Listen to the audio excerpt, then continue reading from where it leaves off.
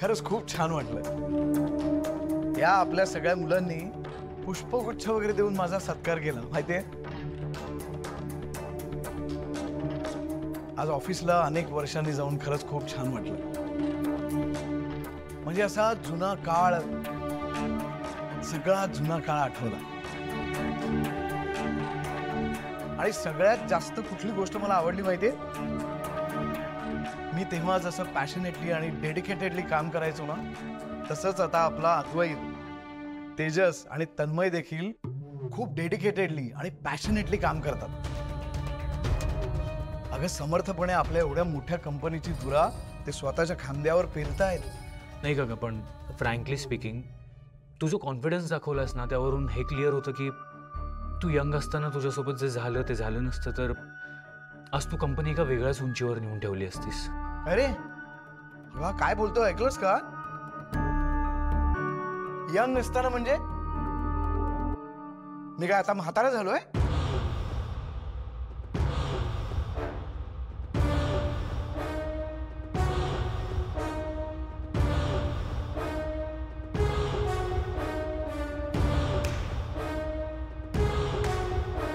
दिसतोय का म्हातारा?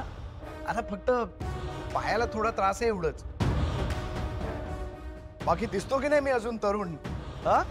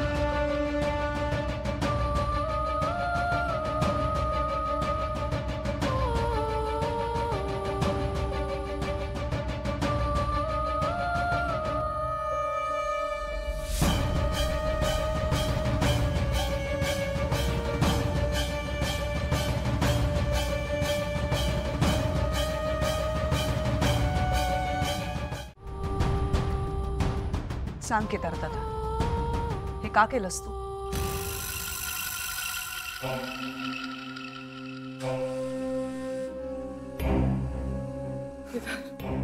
सांग ना, तू का नाटक केलं?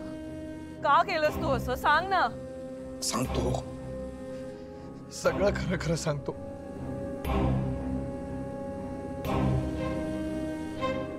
होय, मी व्यवस्थित चालू शकतो।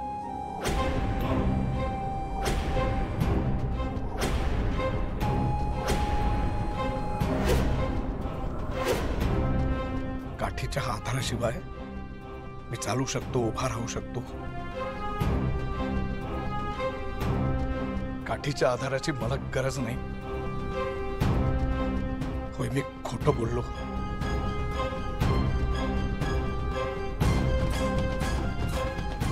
तुम्हा सगळ्यांना फसवण्यासाठी खोटं बोललोय असं तुम्हाला वाटत असेल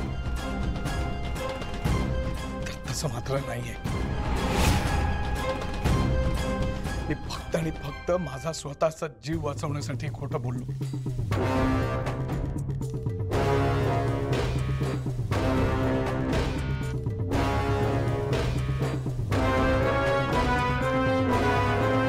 त्या रुपाली म्हात्रेनी आणि दादानी संगनमताने मला किडनॅप केलं। अनेक वर्ष मला डांबून ठेवलं आणि दादाच्या सांगण्यावरून त्याच्या माणसांनी अनेक वर्ष मला त्रास दिला, मला मारलं, माझं जगणं नकोसं करून टाकलं होतं। मला जिवंतपणी मरणे यातना भोगायला लावल्या। मी विचार केला त्या दादानी इतकी वर्ष माझा विचार केला नाही, तो दादा आता कशाला माझा विचार करेल? दादाच्या आणि त्या रुपाली म्हात्रेच्या अशा वागण्याने मी मी मी खूप घाबरलो होतो, खूप धास्तावलो होतो. माझा कॉन्फिडन्स गेला होता. प्रत्येक गोष्टीची मला खूप खूप जास्त भीती वाटत होती. त्यांच्या त्या जाचातून मी कसा तरी बाहेर पडलो. आणि मी बाहेर पडलो तो फक्त माझ्या केतकीच्या पुण्याईमुळे. म्हणजे घरी आलो तेव्हा तुम्हा सर्वांना मी खूप आनंदी वगैरे दिसलो असेल, पण आतनं मी खूप घाबरलेलो होतो. मला असं वाटत होतं की दादा मला पुन्हा काहीतरी करेल, पुन्हा मला मारण्याचा प्रयत्न करेल. मग मी विचार केला की मी शारीरिकदृष्ट्या कमकुवत आहे, अधू आहे. आणि दादाला असं वाटलं की माझ्यामुळे त्याच्या जीवाला काही धोका नाहीये, तर मग तो कदाचित मला काही करणार नाही.